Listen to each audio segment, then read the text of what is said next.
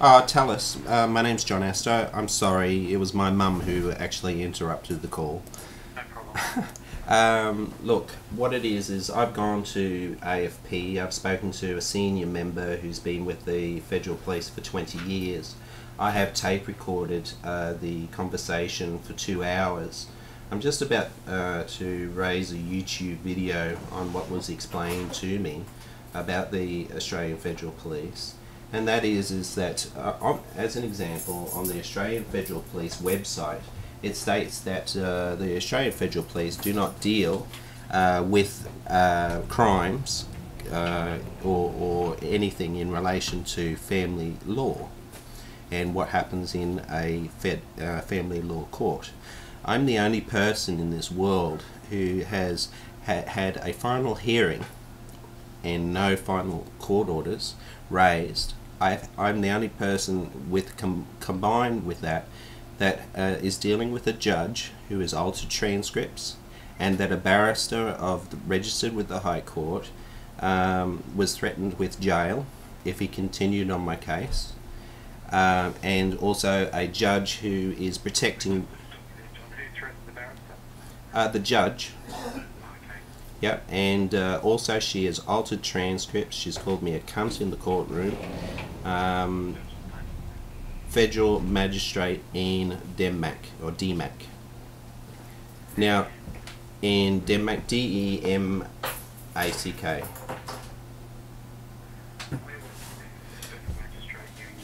In Brisbane. My case number is 484 of 2008. What she did was she cracked the shits with my barrister.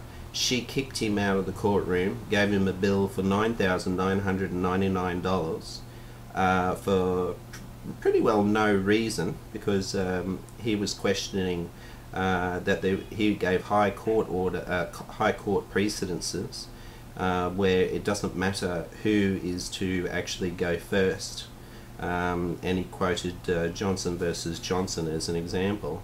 That it didn't matter in what order that people were called, and that I was the applicant, and that should be directed to myself. But the thing is the judge also told me that she has certain powers, that she can ensure that I never see my child again if I don't present to her every single copy of a psychiatrist telling me, which is recorded, don't cross swords with me, don't cross swords with the children's lawyer, or I'm going to destroy you in court, and making me feel that if I hadn't recorded it, that I would be scared to actually even speak to him in the courtroom. And she threatened me that I will never see my child again if I don't give her all the copies and the original. And she also didn't raise court orders for that particular day either. And more or less, I had contact. My ex, who works for the Department of Justice, that they were protecting, and more or less I'm pretty stressed at the moment. I'm sorry, but the editor of the Melbourne Age, I'm just about to address the issue with him and give him the recording of the AFP, that they don't deal with the people of Australia. And can I just stop you there, John? The AFP have certain powers and responsibilities in relation to Commonwealth offences. So their involvement in your particular matter would come down to that simple question. If there was a Commonwealth offence involved, then they would investigate. But if not, then no, they won't investigate. I'll tell you right now that we can sit on the phone. Probably because it's not a Commonwealth offence. It is a Commonwealth offence. I charge the judge with treason, perverting the course of justice, and fraud. She's a federal... I'm sure you're in a position to charge her with anything, are you, Mr. Astor, was it? I was. I did it as under the Queensland Code 522. I did a citizen's arrest on her, and and I asked her to present herself to the Australian Federal Police. She refused to come. She refused to report herself, and she refused to step down when there was proofs of manifested biasness, and also yeah, basically she was biased. And also I went back and charged her again with misprision of treason. I'm about to do a private prosecution, but before I actually do the private prosecution, I have the my commanding officer of the state police has directed me to and he's assisting the head of children's police, and the head of children's police is happy for me to charge him and as well as the federal police officer with a charge and summons to appear in the state magistrate's court. Who's the AFP person you spoke to? Kim Dwyer. Kim, is that a man or a woman? Female. Kim Dwyer. Yep. So is that in the Brisbane office? yes, but it doesn't really matter who, because you can't just you know, have a go at her for something that's written on the Australian Federal website, that they don't deal with the public or don't deal with crimes in federal court. I mean, I'm the only person who I can't appeal a court order that doesn't exist. I've had a final hearing, I can't appeal it, and I've been waiting 12 months and I haven't seen my daughter in that time.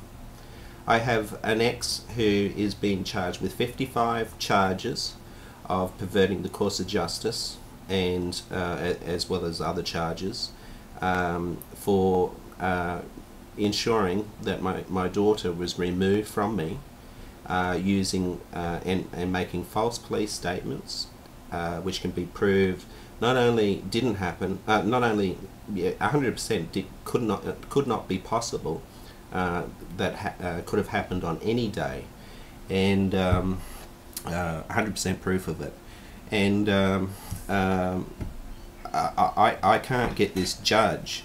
I mean, if this judge can actually do crimes such as what she has done, and that there is no federal police officer that you can go to report these crimes. I mean, that Kim Dwyer, she wasn't even happy to, after 2 hours, and the whole thing's recorded, after 2 hours of explaining the situation, she wouldn't take any paperwork from me. She does want to speak with my lawyer, so but she said, I'm not sure whether we can do anything for you or not. And I am sick of hitting my head against a brick wall. But now that I've actually got this recording, it's proof that the Australian government is committing genocide against its people, in that there is no remedy for investigating of a federal judge here in Australia. What I'm after from you is, I've looked on the website, there is no oath of office for a federal police officer, and I can't find the act where, even in the AFP Act, I can't see where the oath of office is, because if I've come to them for remedy and no remedy is given, and I present both the federal police officer and the state police officer to court, charged with collusion with the judge, and it's already a High Court decision that if you seek remedy and from the appropriate place, and they will not provide it, that it is collusion. And more or less, I don't even know if you're interested, that more or less I'm going to all the media. I'm just about to do a YouTube video of the recording and the pertinent parts of that recording. I've also got up on YouTube about the psychiatrist who you know, tampered with me, and I mean, there's already evidence. also that on Google, if you Google magistrate in Denmark, there's 2 pages of either I am denigrating a federal magistrate, or I'm actually speaking truth, and she doesn't want me anywhere near a courtroom. And Mr. Astor, is it? John, ASTER. ASTER. These are extremely serious matters that you're Absolutely, raising. it is. Just We're hear me talking. out, Yep. please. And obviously, I've only just become aware of what you've told me. Yep. But I will make inquiries with the AFP. Yep. And what you're specifically asking me is where you can locate the oath of office for the AFP. Is that right? Yes, that's correct. Okay, because I'm not sure if that's publicly available, but certainly if it is, Well, that wouldn't. Hang on, that wouldn't be in the Secrets Act and every other act. Look, I'm not suggesting that you're wrong. I'm just saying that if it's publicly available, I'll pass it on to you. It has to be. It has to be publicly available. Okay. If it is in legislation, it has to be publicly available unless it's in the Secrets Act. Can I just get your phone number, please, Mr. Astor? Yep, it's 07 Yep. 3351 Mhm. 7997. Thank you, Dave. Well, look, I will have somebody contact you about this issue. Yep. In due course. How long? And we'll, I'm not prepared to give you a timeline, but Why? I'll do so. I'll pass this on to the AFP today. Yep. So hopefully somebody will call you back with some details very shortly. All right. In the meantime, I'll do up the YouTube video of the recording, and more or less, I'll proceed to by Friday to go to all media in relation to this. The editor of the Melbourne Age is already wanting to speak with me. No one lower. The editor of the Melbourne Age always. Yep. I can tell that this is obviously a very distressing situation you find yourself in. How would you like to have your child removed? Just let me finish. Yeah. Just let me finish.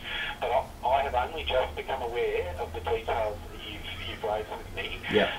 And I'm going to pass those on to the AFP. What you do in the meantime is entirely up to you. All right. But I'm just making the point that you've only just raised these details with me, and we obviously have numerous different matters to deal with in the Minister's office. Yeah. So if you seek to make threats against me, I'm not going to be... No, I'm not threatening, I'm just telling. I'll make the point that your rights are not contingent upon anything that happens in this office. So you feel free to go to the media or anywhere else should you wish. Yeah. But I'm going to act on what you've just told me. You are going to act. Yeah, You're promising me you're going to act. Alrighty. Okay, thank you, Mr. Astor. Alright, thank you. Bye. Okay, bye-bye.